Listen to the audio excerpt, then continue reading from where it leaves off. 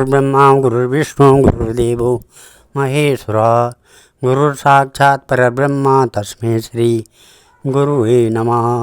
ब्रह्मानन्दं परमसुखदं केवलं ज्ञानमूर्ति द्वन्द्वातीतं गगनसदृशं तत्त्वमस्यादिलक्ष्यम् एकं नित्यं विमलाचलं सर्वदी साक्षिभूतं भावातीतं त्रिगुणरहितं सद्गुरुं तं नमामि। ॐ बंसी विभूषितकरा नवनीलदाभात् पीताम्बरा दरुणबिम्बफलादृशात् पूर्णेन्दुसुन्दरमुखादरविन्द्रनेत्रात् कृष्णात् परं किमपि तत्त्वमहं न जाने। भगवान श्री कृष्ण के चरण कमलों में, गुरुदेव व्यास जी के चरण कमलों में, सुखदेव जी के चरण कमलों में नतमस्तक हो करके हम ये श्रीमद् भागवत महात्म्य चतुर्थ अध्याय के 14वें श्लोक से आगे की कथा पढ़ रहे हैं, जो इस प्रकार है। अत्र ते कीर्तयिष्याम इतिहासं पुरातनं यस्य श्रवणमात्रेण पापहानि प्रजायते। तुंगभद्रातटे पूर्वं भूत्पतनम् उत्तमं यत्र वर्णा स्वधर्मेण सत्कर्म तत्परा आत्मदेवा पुरे तस्मिन् सर्ववेद विशारदा श्रोतस्मार्तेषु निष्णातो द्वितीया इव भास्करा भिक्षुको वित्तवान् लोके तत्प्रिया धुन्दली स्मृता स्वाख्याया स्थापिका नित्यं सुंदरी सुकुलोद्भवा लोकवार्तरता क्रूरा प्रायशो बहुजल्पिका सुरा च गृहकृत्येषु कृपणा कलहप्रिया एवं निवसतो प्रेम्णा दाम्पत्यो रममाणयो अर्था कामस्तयोरासन् सुखाय गृहादिकं पश्चाद्धर्मा समारब्धास्ताभ्यां सन्तानहेतवे गोभूहिरण्यवांसासि दीनेभ्यो यच्छत सदा धनार्धं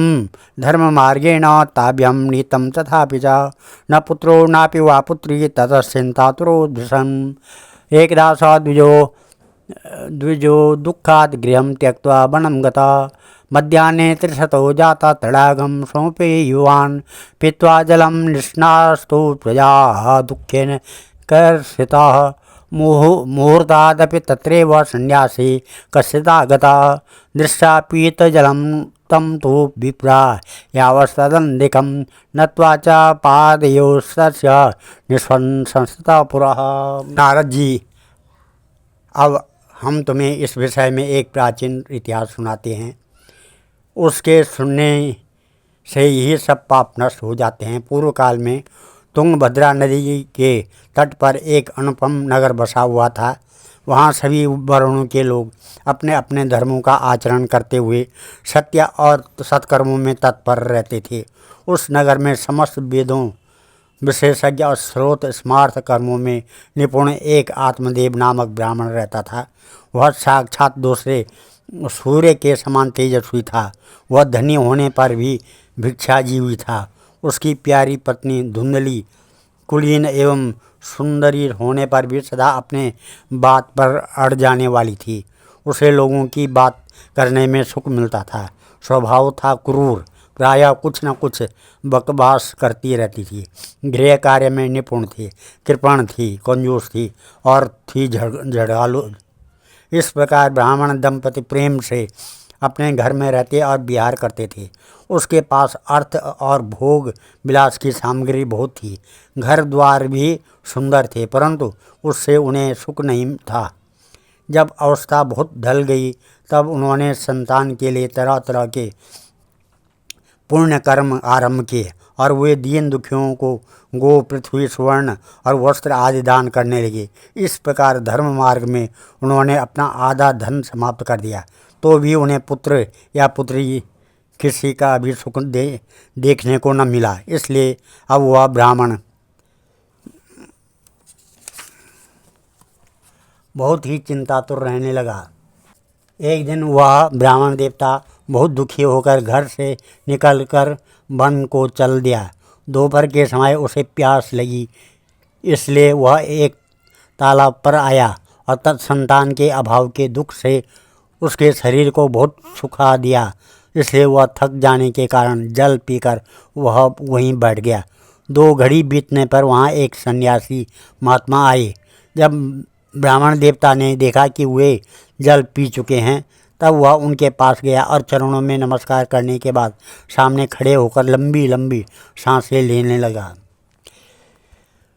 यतिर्वाचा कथं रोदसी विप्रं त्वं काते चिंता बलीयसी मधुत्वं संवत्सरं मह्यं स्वस्य दुःखस्य कारणम। सन्यासी पूछने लगा, कहो ब्राह्मण देवता, रोते क्यों हो? ऐसे तुम्हें क्या भारी चिंता है? तुम जल्दी ही मुझे अपने दुख का कारण बताओ।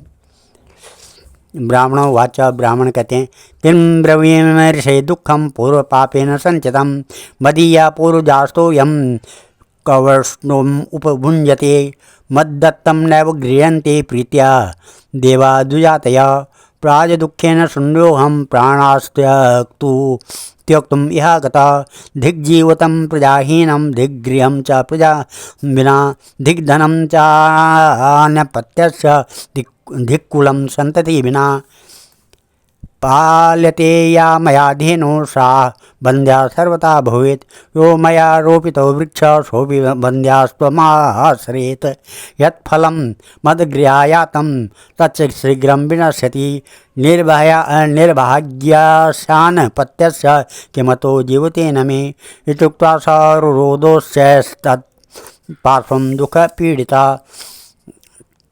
तदा तस्या यश्चित्ते करुणाभूर्गरीयसी तद्भालाक्ष मालं च वाचयामास योगवान् सर्वं ज्ञाता यति पश्चात् द्वीपमोचे सविस्तरम। ब्राह्मण ने कहा, महाराज, मैं अपने पूर्व जन्म के पापों से संचित दुख का क्या वर्णन करूं? अब मेरे पितर मेरे द्वारा दी हुई जलांजलि के जल को अपने चिंता जनित सांसों से कुछ गर्म करके पीते हैं। देवता और ब्राह्मण मेरा दिया हुआ प्रसन्न मन से स्वीकार नहीं करते। संतान के लिए मैं इतना दुखी हो गया हूँ कि मुझे सब सुना ही सुना दिखाई देता है। मैं प्राण त्यागने के लिए यहाँ आया हूँ। संतानहीन जीवन को धिक्कार है, संतानहीन गृह को धिक्कार है, संतानहीन धन को धिक्कार है और संतानहीन कुल को धिक्कार है। मैं जिस गाय को पालता हूँ वह भी सर्वथा बांझ हो जाती है। जो पेड़ लगाता हूँ उस पर भी फल फूल नहीं लगते हैं। मेरे घर में जो फल आता है वह भी बहुत जल्दी सड़ जाता है। अब मैं ऐसा अभागा और पुत्रहीन हूँ, तब फिर इस जीवन को ही रख कर मुझे क्या करना है? यूँ कहकर वह ब्राह्मण दुख से व्याकुल हो उन सन्यासी महात्मा के पास फूट फूट कर रोने लगा। तब उन यतिवर के हृदय में बड़ी करुणा उत्पन्न हुई। वे योग निश्चित थे। उन्होंने उसके ललाट की रेखाएं देखकर सारा वृत्तांत जान लिया और फिर उसे विस्तार पूर्वक कहने लगे। यतिर्वाचा मुंजा ज्ञानं प्रजारूपं बलिष्ठा कर्मणो गति विवेकं तु समासाद्य त्यज्य संसार वासनां शृणु विप्र मया ते अद्य प्रारब्धं तु विलोकितं सप्तजन्मावधि तव पुत्रो नैव नैव च संतते सगरो दुःखं वापांग पुरा तथा रे मुंचाद्य कुटुम्बासं संन्यासे सर्वथा सुखम। सन्यासी ने कहा, ब्राह्मण देवता, इस प्रजा प्राप्ति का मोह त्याग दो। कर्म की गति प्रबल है। विवेक का आश्रय लेकर संसार की वासना छोड़ दो।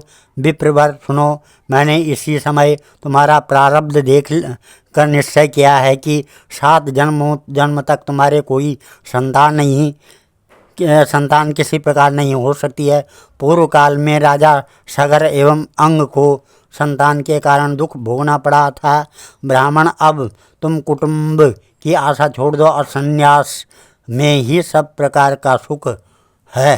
ब्राह्मण महात्मा जी विवेक से मेरा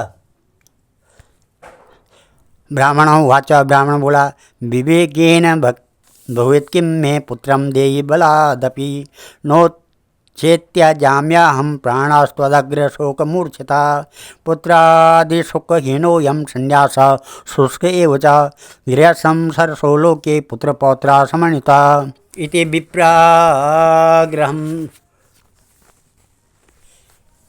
विप्राग्रहं दृष्ट्वा प्राभविषा तपोधन चित्रकेतुगता कष्टं विधिलेखा विमर्जनात् न यास्यसि शुकपुत्राद्याः तथा देवहो तथा अतो हठेन युक्तोऽसि हार्तिना किं वदाम्यहं तस्याग्रहं समालोक्य फलमेकं स दत्तवान् इदं भक्त्या पत्न्या त्वं ततो पुत्रो भविष्यति सत्यं शौचं दयादानम् एकभक्तं तु भोजनं वर्षाविधि श्रेयाकारं तेन पुत्रोऽति निर्मलः एवम् उक्त्वा योगी विप्रसौगृहम् आगता पत्न्या प्राणो फलं दत्त्वा स्वयं याता कुत्रचित् तरुणी कुटिला तस्या साख्याग्रे च रुरोधः अहो चिंता मोत्पन्ना फलं चाह न भक्षेत् फलभक्षेण गर्भ स्यात् गर्भेण उदरवृद्धिता स्वल्पभक्षं ततो शक्तिं गृहकार्यं कथं भवेत् दैवात् घटी वृद्धिग्रामे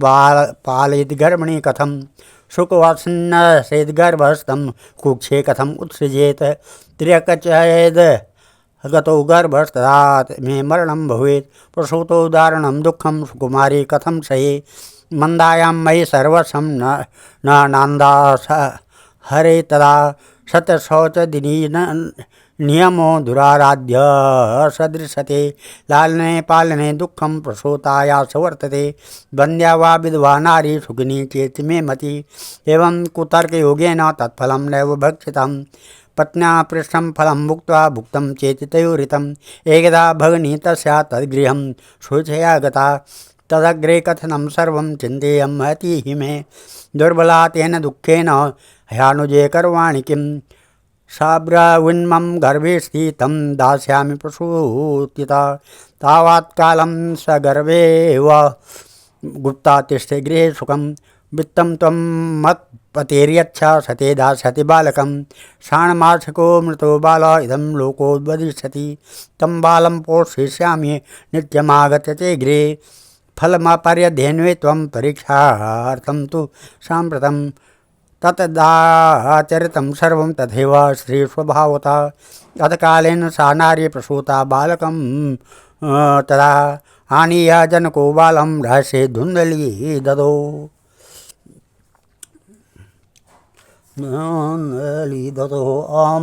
जिसमें ब्राह्मण का ऐसा आग्रह देकर उन तपोधन का कहने का विधाता की लेखने मिटाने का हट करने से राजा चित्रकेतु को बड़ा कष्ट उठाना पड़ा। इसलिए दैव जिसके उद्योग को कुचल देता है उस पुरुष के समान तुम्हें भी पुत्र से सुख नहीं मिल सकेगा। तुमने तो बड़ा हट पकड़ रखा है और अर्थी के रूप में तुम मेरे सामने उपस्थित हो। ऐसी दशा में मैं तुमसे क्या कहूँ।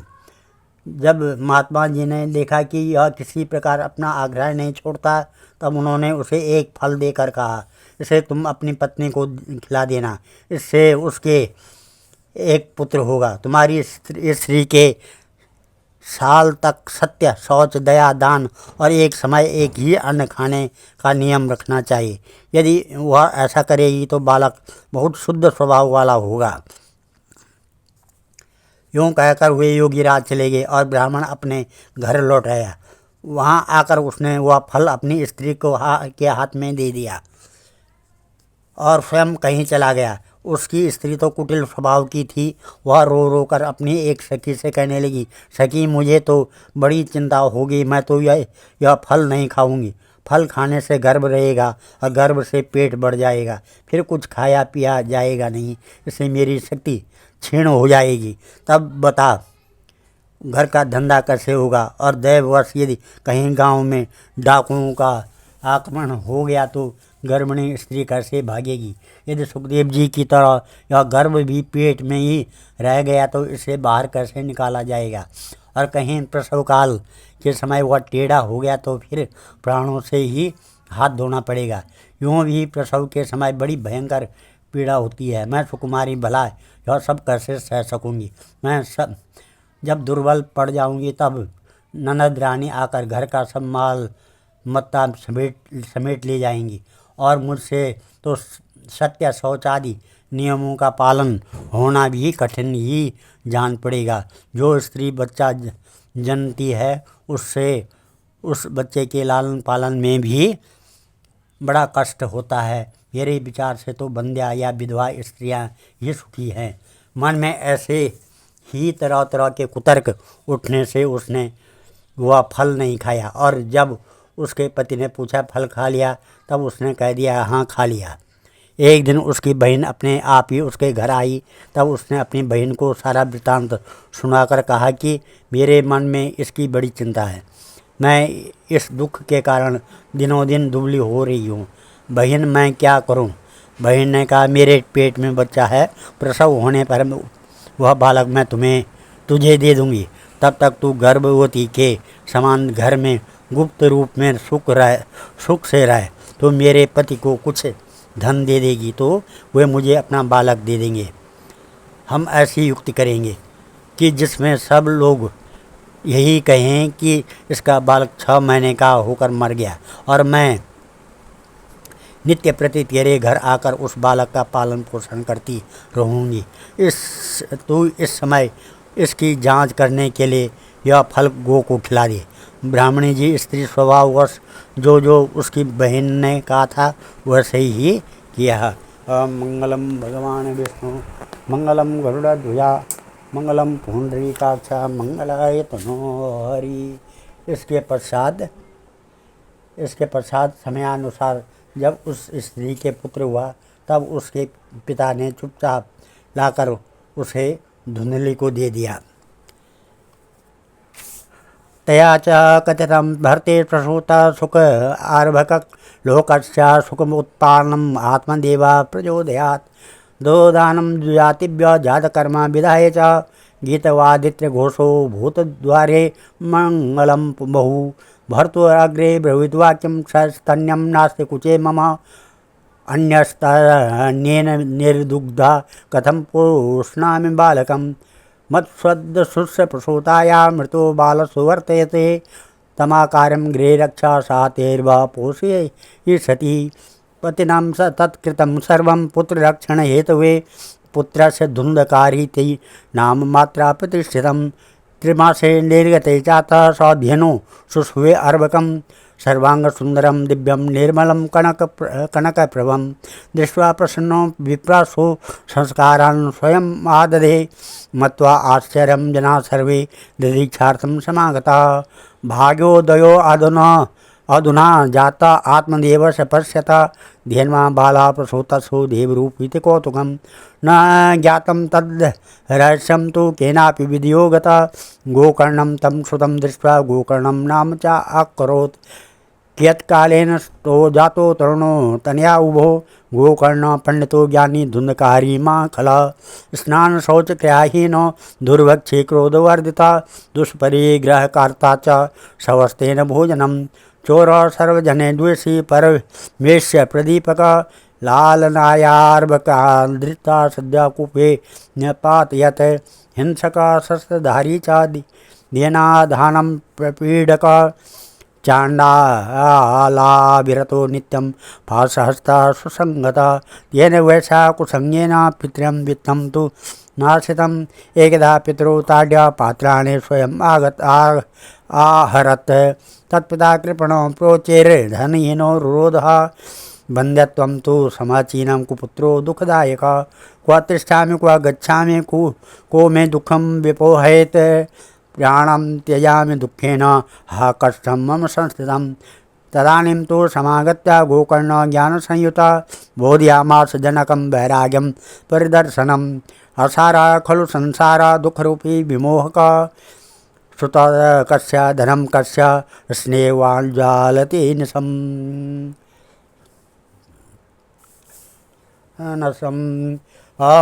और उसने आत्मदेव को सूचना दे दी कि मेरे सुखपूर्वक बालक हो गया है।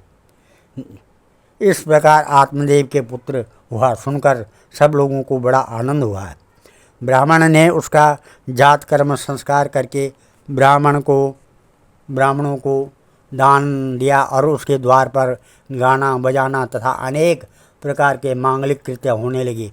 धुंधली ने अपने पति से कहा, मेरे स्तनों में दूध नहीं है, फिर गो आदि किसी अन्य जीव के दूध से मैं इस बालक का किस प्रकार पालन करूँगी।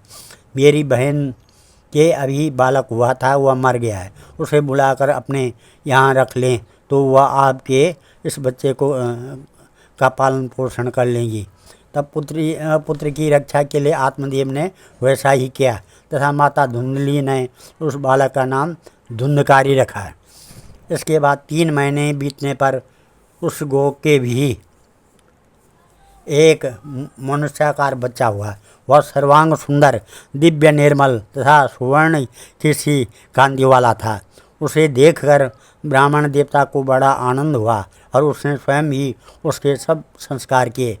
इस समाचार से और सब लोगों को भी बड़ा आश्चर्य हुआ और वे बालक को देखने के लिए आए तथा आपस में कहने लगे, देखो भाई, अब आत्मदेव का कैसा भाग्य उदय हुआ है। कैसे आश्चर्य की बात है कि गो के भी ऐसा दिव्य रूप बालक उत्पन्न हुआ है। दैव योग से इस गुप्त रहस्य का किसी को भी पता न लगा। आत्मदेव ने उस बालक के गो के से कान देखकर उसका नाम गोकर्ण रखा। कुछ काल बीतने पर वे दोनों बालक जवान हो गए। उसमें गोकर्ण तो बड़ा पंडित और ज्ञानी हुआ, किंतु धुंधकारी बड़ा ही दुष्ट निकला। स्नान, शौच आदि ब्राह्मणोचित आचारों का उसमें नाम भी न था और न खान पान ही कोई परहेज था। क्रोध उसमें बहुत बड़ा था। वह बुरी बुरी वस्तुओं का संग्रह किया करता था। मुर्दे के हाथ से छुआरा हुआ अन्न भी खा लेता था। दोस्तों की चोरी करना और सब लोगों से द्वेष बढ़ाना उसका स्वभाव बन गया था। छिपे छिपे वह दूसरों के घरों में आग लगा देता था। दूसरों के बालकों को खेलने के लिए गोद में लेता और उन्हें चट कुएं में डाल देता। हिंसा का उसे व्यसन सा हो गया था। हर समय वह अस्त्र शस्त्र धारण किए रहता था और बेचारे अंधे और दीन दुखियों को व्यर्थ तंग करता था। चांडालों से उसका विशेष प्रेम था। बस हाथ में फंदा लिए कुत्तों की टोली के साथ शिकार की टोह में घूमता रहता था।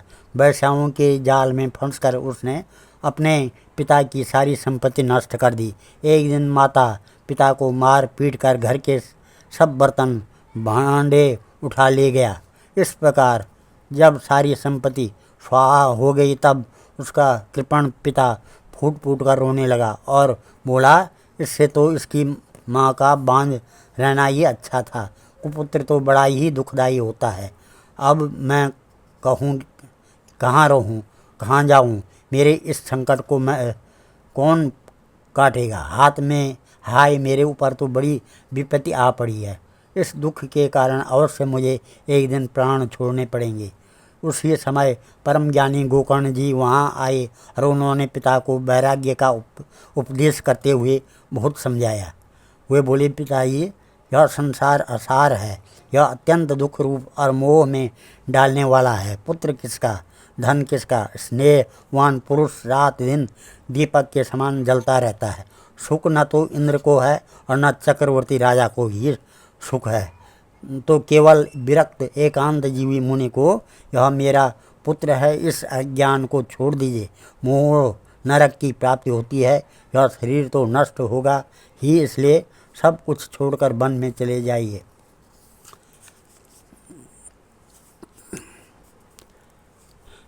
न चेदर्श सुखम किंचित सुखम चक्रवर्तिना सुखमास्ति विरक्तस्य मुने एकांत जीविता मुंजा ज्ञानम प्रजारूपम मोतो नरके गति निपतस्यति देहोऽयं सर्वव्यक्त त्यक्त्वा वनं रजा। तद्वाक्यं तु समाकर्ण्य गन्तुकामा पिता ब्रूवीत, किं कर्तव्यं वने तात तत्त्वं वद सविस्तरम्। अंधकूपे स्नेहपाशे बद्धपङ्गुरहं शठा कर्मणा पतितो नूनं मामुद्धर दयानिधे। गोकर्णोवाच, देहेस् देहस्ते मांसरुद्रे विमतिं त्यजं त्वं जाया सुतादिषु सदा ममता विमुञ्च पश्यानिशं जगदिदं क्षणभङ्गुनिष्ठं वैराग्य रागरसिको भवभक्तिनिष्ठा। ये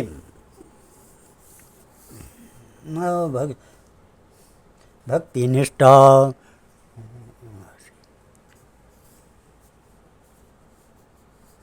गोकर्ण ने कहा, पिताजी, यह शरीर हड्डी मांस और रुधिर का पिंड है, इसे आप मैं मानना छोड़ दो और स्त्री पुत्र आदि को अपना कभी न माने।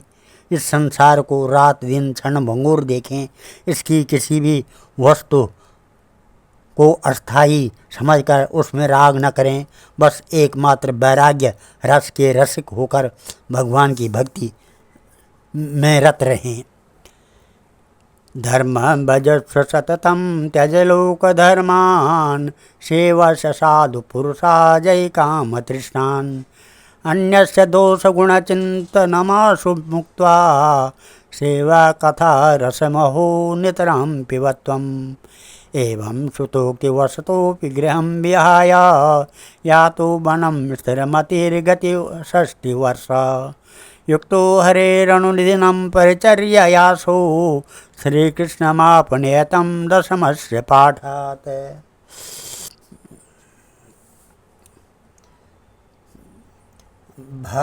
भगवद्जन ही सब में बड़ा धर्म है, निरंतर उसी का आश्रय लिए रहें।